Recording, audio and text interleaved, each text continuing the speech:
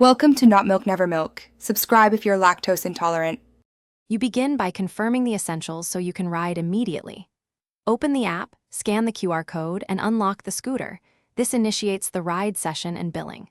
Before you step on, do a quick safety check: brakes, tires, lights, and battery percentage, because these directly affect control and range.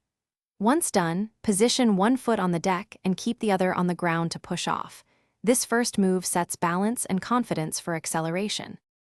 You accelerate smoothly, push once, then ease the throttle to avoid sudden torque that can throw you off balance. Use the front brake for steady slowing and the rear brake for sharper stops. Modulation prevents skids and increases safety.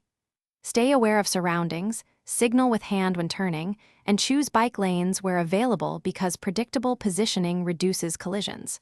Once you're comfortable, manage speed for surface changes and keep eyes ahead to anticipate stops or obstacles. You finish by parking responsibly in designated areas, avoiding blocking pedestrian paths and public access. This prevents fines and complaints. End the ride in the app to stop billing.